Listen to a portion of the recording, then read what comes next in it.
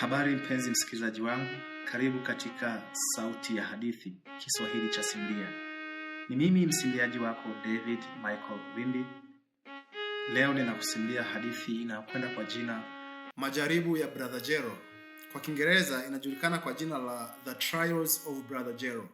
Mwandishi ni Mnigeria anayejulikana kwa jina la Wole Soyinka na mandhari ni nchini Nigeria. Kichwa cha tamthilia. Neno trials ni la Kiingereza. Katika tamthilia hii pia linamaanisha vishawishi au majaribu.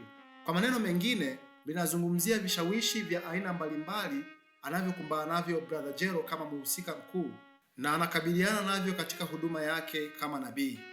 Kichwa cha tamthilia hii kinahusiana moja kwa moja na maudhui yake kwa kuwa mwandishi ameonyesha majaribu kadhaa yanayompata mhusika mkuu, yani Brother Jero au Jeroboam.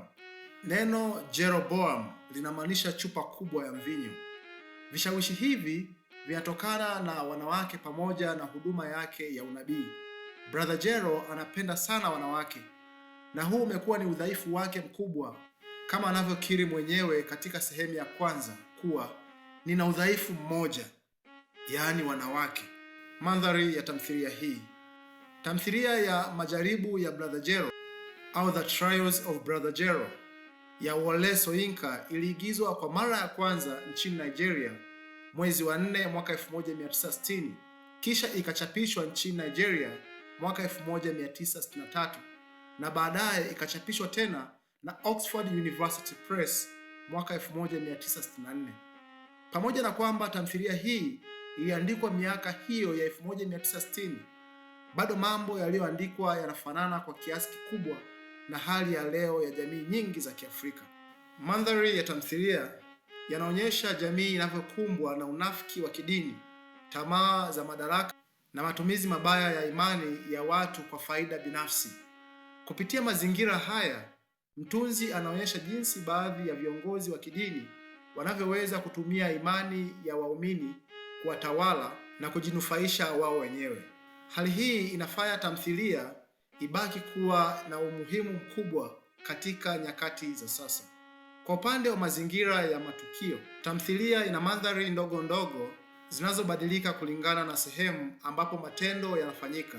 Maeneo hayo ni pamoja na mbele ya nyumba ya Brother Jero, ufukweni na maeneo mengine yanayoaksi maisha ya kila siku ya wahusika pamoja na mazingira yao ya kijamii na kiimani. Mandhari haya husaidia kuonyesha wazi migongano ya kimaadili, kijamii na kidini inayowakumba wahusika katika tamthilia hii. Baadhi ya wahusika katika tamthilia hii. Wa kwanza ni Brother Jero au Jeroboam. Ni nabii mnafiki anayejitafutia faida binafsi kupitia waumini anaowaita wateja. Wa pili ni Chume. Huyu ni mme wa Amope na ni msaidizi mwaminifu wa Brother Jero, lakini ni mnyonge. Pia tunaambiwa kuwa ni mjumbe wa serikali. Wa tatu ni Amope. Huyu ni mke wa Chume na ni mwanamke shupavu asiyevumilia upuuzi. Wa nne ni nabii mzee au old prophet. Ni mzee aliyemfundisha Brother Jero masuala ya uchungaji, lakini pia alidhulumiwa na Brother Jero kiwanja maeneo ya ufukweni. Wa sita ni mama muuza samaki. Ni mwanamke wa kawaida ambaye anagombana na Amope mbele ya nyumba ya Brother Jero. Wa saba ni kijana mpiga ngoma na wa nane ni mwanamke anayemkimbiza mpiga ngoma. Huyu anakuwa chanzo cha jaribu la kimwili kwa Brother Jero. Wa tisa ni waumini au wafuasi wa kanisa, wafuasi wasio na uhakika wa mawazo.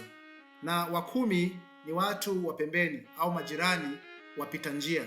Wengi huonekana wakati wa ugomvi wa Amope kwenye nyumba ya Brother Jero.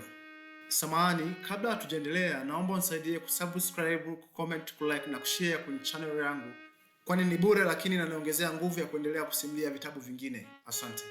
Tamthilia hii imeundwa na maonyesho makuu matano. Kanami, asante. Onyesho la kwanza. Tamthilia inaanza huku Brother Jero akijiongelea peke yake.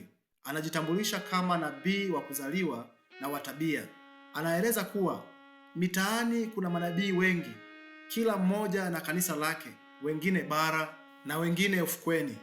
Kuna wanaoongoza maandamano na wengine wanatafuta maandamano ya kuongoza. wengine wanaponya viziwi na wengine wanafufua watu.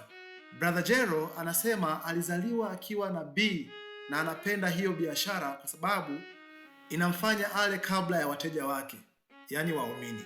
Anafafanua kuwa sasa manabii wanagombania viwanja vya ufukweni ili kujenga makanisa, jambo lililogeuza unabii kuwa kitu cha mzaha.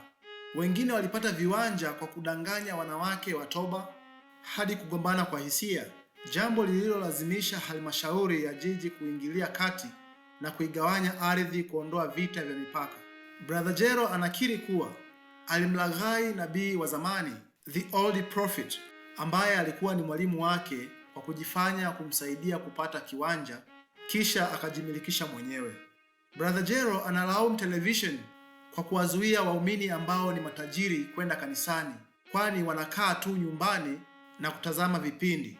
Jero anazungumza jinsi alivyopambana kupata kiwanja dhidi ya makanisa mengine kama The Brotherhood of Jehu, Cherubims na Seraphims, Sisters of Judgment Day, Heavenly Cowboys na Jehovah's Witness.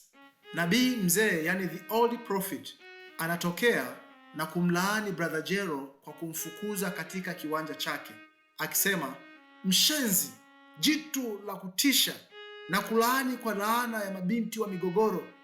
Wao ndio watakao kuangamiza. Mabinti wa Eva wakuletee maangamizi.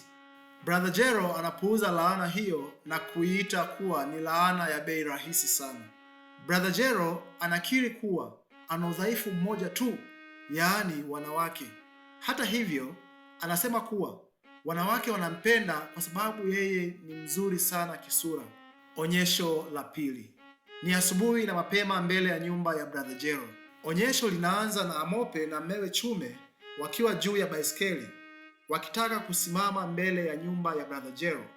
Katika kusimama huko, kwa ghafla kunamsababisha Amope adondoke chini na kupata jeraha dogo mguuni. Amope anaanza kulalamika sana.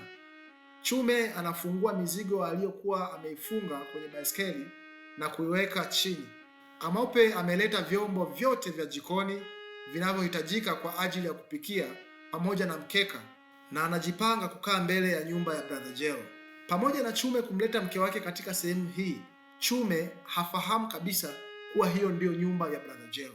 Baada ya kushusha mizigo yote, Chume anataka kuondoka akisema amechelewa kazini.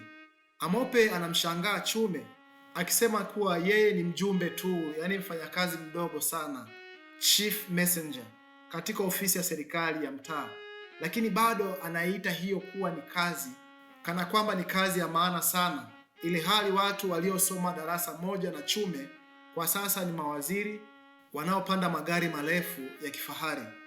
Chume anaamua kuondoka. Amope anaendelea kumdhihaki mume wake kwa kusema kuwa ni bora angepata kazi nyingine ili na yeye asije akafa akiwa mke wa mtumishi mdogo wa serikali. Brother Jero anakaribia kutoka nje, lakini anatambua uwepo wa Amope. Anajaribu kutoroka kupitia dirishani, lakini Amope anamwona na kumuuliza, unafikiri unaenda wapi? Jero anaamua kurudi ndani ya nyumba. Amope anasema kuwa imepita miezi mitatu tangu Jero alipokopeshwa na Amope kofia aina ya velvet yenye gharama ya kiasi cha paundi 1, shilingi 8 na senti 9. Na Amope anashangaa kuwa Brother Jero ni mtu anayejidai kuwa mtu wa Mungu, huku anashindwa kulipa deni dogo namna hiyo. Amope anasisitiza kuwa hataondoka hapo kwa Brother Jero mpaka alipwe deni lake. Brother Jero anamlaghai kwa kumwambia kuwa pesa haziko nyumbani, bali ziko posta, hivyo aende kuzichukua ili amlipe. Baada ya muda kidogo, mama mmoja muuza samaki anapita, na Amope anamwomba ashushe mzigo wake ili anunue samaki. Kisha Amope anasema kuwa samaki wanatoa harufu mbaya sana, na muuza samaki anamjibu kuwa si samaki zinazonuka, bali ni yeye mwenyewe Amope ambaye hajaoga kwa wiki nzima. Wanatukanana sana, kisha muuza samaki anabeba mzigo wake na kuondoka. Amope anapogeuka anamkuta Brother Jero akijaribu kutoroka kupitia dirishani. Anampigia kelele akimuita mwizi. Anamwonya kuwa itakuwa rahisi kwake kutoka nje ya nyumba kuliko kuingia tena, labda kama yeye sio Amope. Kijana mmoja anapita akipiga ngoma na Amope anamfukuza akimuita ombaomba mchafu. Onyesho la 3, tukio linafanyika ufukweni. Brother Jero amesimama karibu na kanisa lake akijiuliza ni kwa jinsi gani Amope ameweza kugundua nyumba yake. Brother Jero anasema kuwa alinunua kofia ya velvet si kwa sababu ni ya kifahari, bali kwa sababu inamsaidia kujitofautisha na wengine, na anaamini kuwa watu wataanza kumuita kwa majina kama Jeroboam wa moyo wa velvet, Jero msafi na shujaa mahiri wa vita vya Kristo. Hilo ndilo lengo lake kuu. Brother Jero anaeleza kuwa mtu lazima awe na jina linalovutia fikra za kiroho na kuwateka watu. Brother Jero anasema pia mtu lazima aendane na wakati wa sasa, kwani kukosa mvuto hakumfikishi mtu popote, hata katika kazi ya unabii. Brother Jero anamlaani Amope kwa kumsumbua na kusema gharama ya kofia hiyo ilikuwa kubwa sana. Anasema anafurahi kufika mapema sana kabla ya wateja wake, yaani waumini. Jero anakiri kwamba huwa anawafanya waumini wake wasiridhike ili waendelee kumfuata. Ndiyo maana hamruhusu Chume kumpiga mke wake, ili Chume asiwe na amani na hivyo aendelee kumuhitaji yeye kiroho. Msichana mmoja aliyekuwa ametoka kuogelea baharini anapita akiwa na uso wa nywele safi na zenye kung'aa. Brother Jero anamwangalia kwa umakini mkubwa sana, kisha anajiambia kuwa omba Brother Jeroboam, omba nguvu dhidi ya majaribu. Ghafla Chume anaingia na Brother Jero anamuomba Chume amwombee dhidi ya udhaifu huo wa wanawake, kisha wanaanza kuomba kwa pamoja. Chume anaonekana kuwa na jambo linalomsumbua kwa sababu amefika mapema kuliko kawaida. Chume anapokuwa katika hali ya kutafakari, Brother Jero anasema kuwa waumini wake wanaamini kuwa hana nyumba na kwamba hulala ufukweni tu. Baada ya Chume kumaliza kutafakari, anamuomba ruhusa ya kumpiga mke wake hata kipigo kidogo tu. Brother Jero anasema hilo ni kinyume na mapenzi ya Mungu. Anamkumbusha jinsi alivyomtabiria nyadhifa mbalimbali ambazo zilitimia, na sasa amemtabiria kuwa atakuwa karani mkuu, yani chief clerk. Chume anaendelea kusisitiza kuhusu kumpiga mkewe. Ndipo Jero anamuamuru apige magoti waombe. Anamwambia Chume kuwa mwanamke huyo ni msalaba wake, hivyo lazima aubebe na aombe nguvu. Waumini wengine wanaanza kufika na Brother Jero anawaacha wakiimba. Kisha anasimulia jinsi alivyomtabiria mtu mmoja kuwa angekuwa chief katika kijiji chake na mwingine kuwa angekuwa waziri mkuu wa jimbo jipya la Mid North East litakapoundwa. Jero anakiri kuwa huo ulikuwa ni utabiri hatari kwa sababu hakuwa na uhakika na alichokuwa amewatabiria, lakini alitoa unabii huo kwa sababu wakati huo alikuwa na uhitaji sana wa waumini. Hatimaye Brother Jero anamshawishi Chume asiweze kumpiga mke wake, naye Chume anakubali. Jero anamtuma Chume akalete maji. Ghafla mvulana mmoja anaingia akipiga ngoma huku mwanamke akimkimbiza. Kanga ya mwanamke huyo ilikuwa inapanda juu wakati wa kukimbia kiasi kwamba inaonyesha sehemu ya mapaja yake. Jeroboam anamwangalia kwa makini sana, kwa tamaa na msisimko mkubwa. Anaacha shughuli ya misa na kumfuata mwanamke huyo. Wakati huo huo, mwanamke mwingine anayejitenga na umati anapiga kelele huku akisema, "Echa, echa, echa." Chume anamuita Brother Jero arudi, lakini hamuoni popote pale. Chume anaendelea kuongoza ibada, anawaombea watu msamaha na waumini wanajibu amina. Kisha anaomba baraka za maendeleo, makarani wawe makarani wakuu, wajumbe wawe maofisa wakubwa, wafanyabiashara wadogo wawe wakandarasi wakubwa, na wenye baiskeli wapate magari. Hatimaye Brother Jero anarudi akiwa amechaniwa nguo na uso umejaa damu. Anamwambia msaidizi wake ambaye ni Chume kuwa afunge misa waumini waondoke. Katika mazungumzo yao inadhihirika kuwa mwanamke aliyekutana na Jero na kugombana naye alikuwa ni mke wa Chume, yani Amope. Chume anasimulia jinsi alivyomsindikiza mke wake hadi Ajete kwa mtu maskini ambaye hakujua kuwa ndiye Jero mwenyewe. ambaye mke wake alimlazimisha ambebe hadi kwake kwa ajili ya kudai deni lake. Baada ya kugundua ukweli huo, mtazamo wa Jero unabadilika kabisa. Badala ya kuhubiri msamaha na maombi, sasa anashauri adhabu na matumizi ya bakora yafanyike. Anamruhusu Chume akamchukue mkewe na amrudishe nyumbani, kisha amchape kwa siri. Kabla Chume hajaondoka, Jero anamwambia kuwa mwana wa Mungu amemtokea na kumpa jina jipya, Immaculate Jero, Articulate Hero of Christ's Crusade. Onyesho la 4.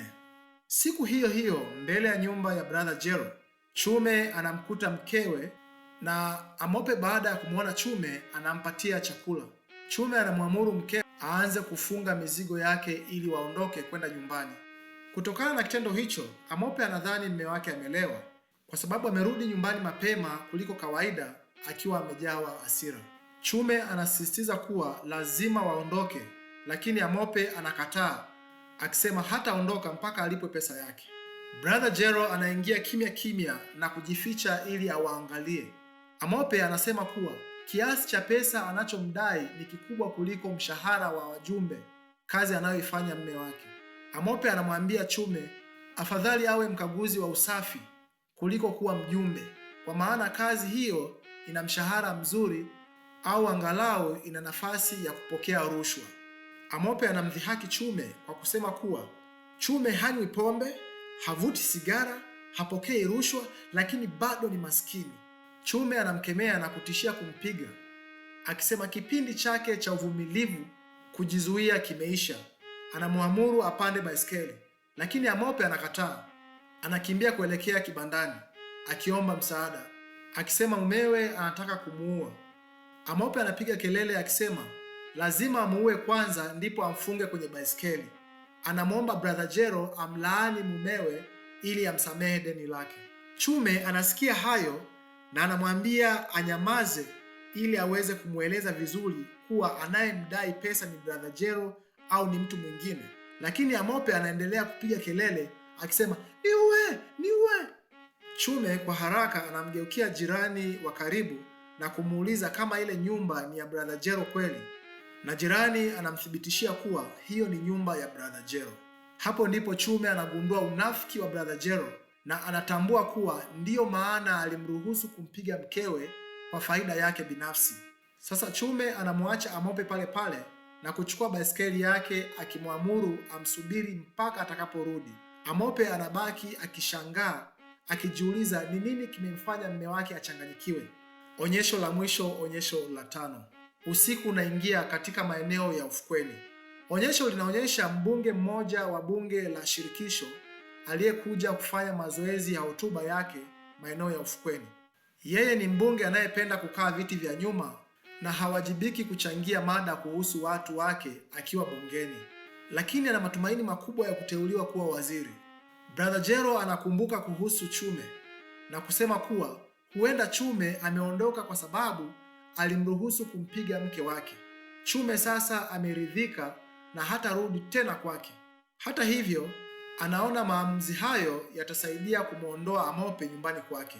Baada ya brother Jero kurudi maeneo ya ufukweni, anakutana na mbunge na kuanza kumkaribia. Mwanzoni, mbunge anaonekana kutambua ujanja huo na kutochukulia maneno hayo kwa uzito. Lakini baada ya brother Jero kumwambia kuwa atateuliwa kuwa waziri wa vita, moyo wa mbunge unalegea kabisa. Brother Jero anatumia fursa hiyo na kumwambia kuwa anamuona shetani machoni mwake. Mbunge anaingiwa na hofu na anafumba macho na kuinua mikono yake kwa unyenyekevu wa kuomba. Ghafla Chume anafika akiwa na hasira huku akijisemea mwenyewe. Chume anashangaa kwa nini kwa miaka miwili brother Jero alimkataza kumpiga mke wake akidai ni kinyume na mapenzi ya Mungu, lakini leo amemruhusu. Pia analalamika baada ya kugundua kuwa Jero ana nyumba ili hali anawadanganya waumini kuwa analala ufukweni tu. Chume anaanza kuhisi kwamba huenda Amope na brother Jero wana uhusiano wa siri. Anadhani Amope alijifanya kuweka kambi mlangoni kudai pesa, lakini usiku ulipoingia aliingia ndani na akalala pamoja na brother Jero. Chume anamlaumu Mungu kwa kuharibu maisha yake kiasi hicho. Chume anaondoka huku Brother Jero akiendelea kumwombea mbunge. Baadaye kidogo, Chume anarudi kwa hasira kali huku akitukana na kumuita Brother Jero mzinzi na mwizi wa wanawake na kumtishia kumuua. Brother Jero anakimbia na kumwacha mbunge peke yake. Mbunge anapofumbua macho na kugundua kuwa nabii ametoweka, anadhani kuwa nabii amepaa au amebadilishwa kimuujiza, na anajiambia, nilijua nimesimama mbele za Mungu. Brother Jero anafurahi kwa sababu ameweza kumdanganya. Pia Brother Jero ana matumaini kuwa mbunge ataenda kuambia watu wengine. Mbunge anaamini kuwa yupo katika ardhi takatifu na anavua viatu vyake. Brother Jero anamwangalia mbunge kwa mbali anapojitayarisha kulala ili ajitokeze tena na kumfanya aamini kuwa ameshuka kutoka mbinguni. Mbunge anapomwona anaanguka kifudifudi na kumwita Bwana wangu.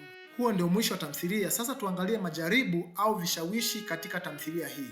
Jaribu la kwanza linatokana na msichana anayepita kila asubuhi akielekea kuogelea. Anapita akiwa amevaa kanga tu na akirudi huwa msafi, mwili uking'aa na nywele zinameremeta. Brother Jero anamfuatilia kwa macho hadi anapotea. Ndipo anajikumbusha na kusema, omba Brother Jero, omba. Omba kwa ajili ya nguvu dhidi ya majaribu. Jaribu la pili linatoka kwa mwanamke anayemkimbiza mvulana mpiga ngoma.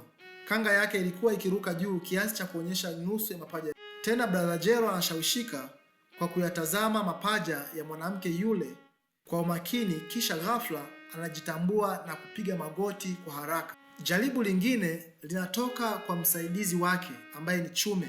Anapomwomba ruhusa ya kumpiga mkewe, awali Brother Jero anasita na kumwambia si mapenzi ya Mungu. Badala yake anamfariji kwa kumwambia avumilie, kwani mkewe ni jaribu linalopangwa kutoka mbinguni. Jaribu lingine linatokana na unabii wake kwa watu. Brother Jero huwa makini kutoa unabii wenye uwezekano mkubwa ili watu waendelee kumwamini. Kwa mfano, alimtabiria mtu mmoja kuwa atakuwa chief katika kijiji chake. Anasema hata hivyo, anapohitaji wafuasi zaidi, hutoa unabii wa hatari na usiowezekana, kama kumwambia mtu mmoja kwamba atakuwa waziri mkuu wa kwanza jimbo jipya la Mid Northeast litakapoundwa. Baadhi ya dhamira na mafunzo katika tamthilia hii. Moja, udanganyifu huleta matatizo. Funzo ni kwamba kudanganya wengine kwa faida binafsi huleta matatizo na huathiri uhusiano wa kijamii. Kwa mfano, Brother Jero anawadanganya wafuasi wake kuwa analala ufukweni ili kujinufaisha kifedha, jambo linalosababisha Chume kugundua unafiki wake na kuibua hasira kubwa. Mbili, udhaifu unaweza kuharibu, ni lazima utambuliwe. Funzo ni kwamba kutambua na kudhibiti udhaifu wako kunasaidia kuepuka majaribu. Kwa mfano, Brother Jero anajua udhaifu wake ni wanawake, lakini mara nyingi haudhibiti, jambo linalosababisha changamoto nyingi katika masuala ya maadili na huduma yake ya unabii. Tatu, kujitahidi kupata waumini kunahitaji uadilifu. Funzo ni kuwa hofu, ujanja na unafiki huathiri uaminifu na hufanya watu kushindwa kutilia maanani mafundisho yako. Kwa mfano, Brother Jero huwapa waumini unabii unaofanyika kwa faida yake binafsi, akiwafanya waendelee kumfuata, lakini kimsingi anavunja imani yao. Nne, migongano ya kimaadili hufunua ukweli. Funzo ni kwamba migongano na changamoto huchukua nafasi ya kufichua udanganyifu na unafiki. Kwa mfano, baada ya Chume kugundua kuwa mke wake ndiye aliyekutana na Jero na kumuuzia kofia, unafiki wa nabii unafichuliwa, na changamoto hiyo inamfanya Chume kugundua ukweli. Asante sana kwa kunisikiliza, na huu ndio mwisho wa tamthilia yetu. Na kukumbusha tena, naomba unisaidie kusubscribe, kucomment, kulike na kushare, kwani ni bure lakini inaniongezea nguvu ya kuendelea kuandaa simulizi zingine. Usisahau kufuatilia riwaya inayokwenda kwa jina la Weep Not Child, usilie mtoto, kwani nitaiupload hivi punde. Ni msimuliaji wako David Michael Wimbi, na kupenda sana. Mungu akubariki. Kwa heri.